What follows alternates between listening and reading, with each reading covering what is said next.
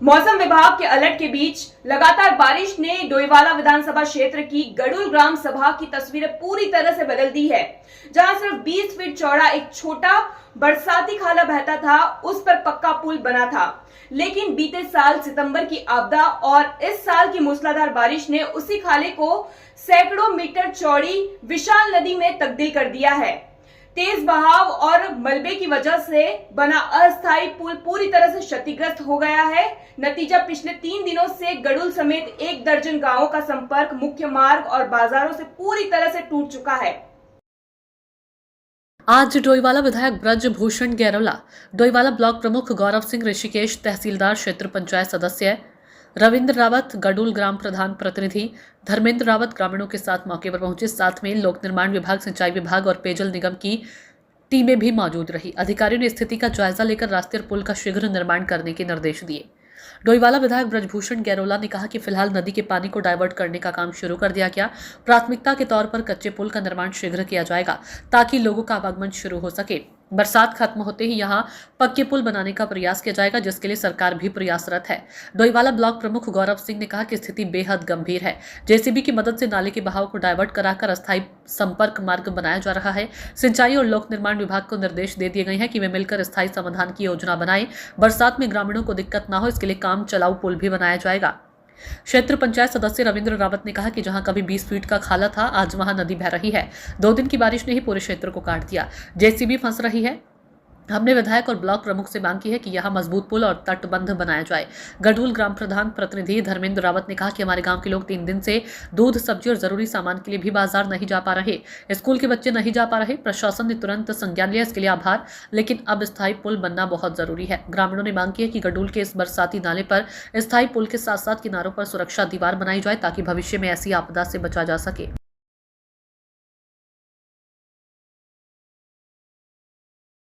फिलहाल तो आज जो हमारे विधायक जी का, माननीय विधायक जी का यहाँ पे दौरा था और शायद प्रोग्राम डीएम साहब का भी था, पर वो किसी कारणवश नहीं आ पाए।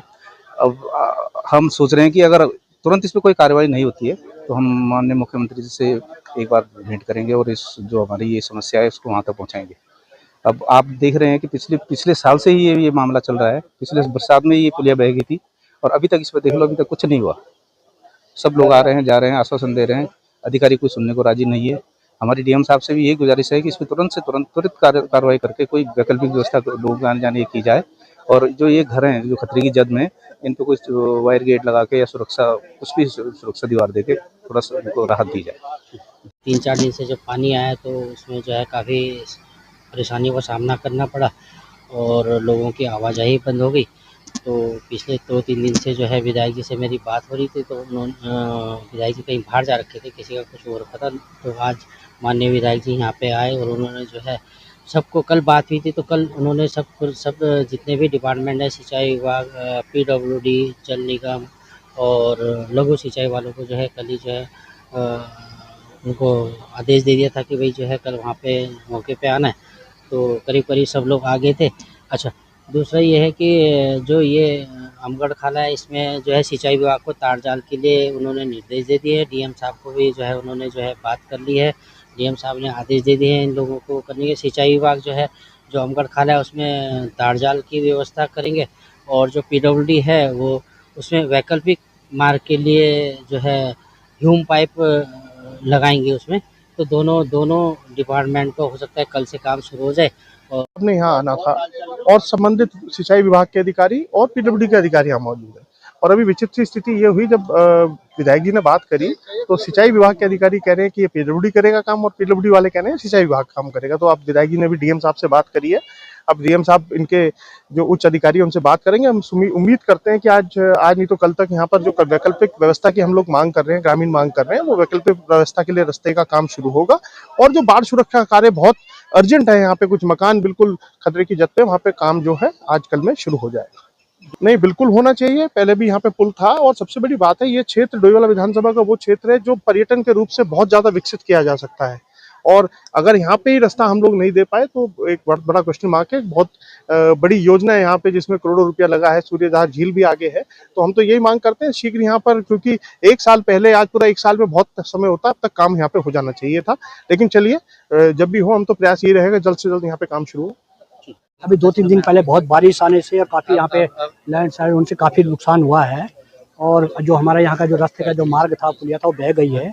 अब हमने इसको अस्थाई पुलिया बना करके अस्थाई रास्ता खोलने के लिए वो कह दिया कि रास्ता लोगों को आने जाने के लिए रास्ता खोलने के लिए कह दिया गया है। और 3-4 घर हमारे जो यहाँ पर हैं, उन 3-4 घरों के लिए भी खतरा हो गया है। 3 दिन से मशीन लगातार लगी हुई है, जेसीबी लगी हुई है और ये पूरा चैनलाइज कर करके वो सुरक्षा कर रहे हैं। तो अभी हमने संबंधित विभाग को कह दिया है कि यहाँ पर सुरक्षा दीवार और जाले लगा करके इन घरों के सुरक्षा का किया जाए। तो इनको कह दिया कि आप इस पे काम लगवा लीजिए।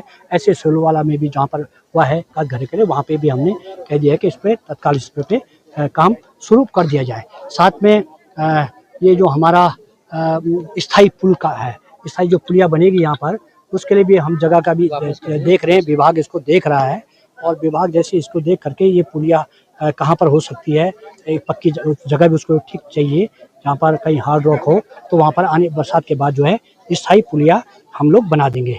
और साथ में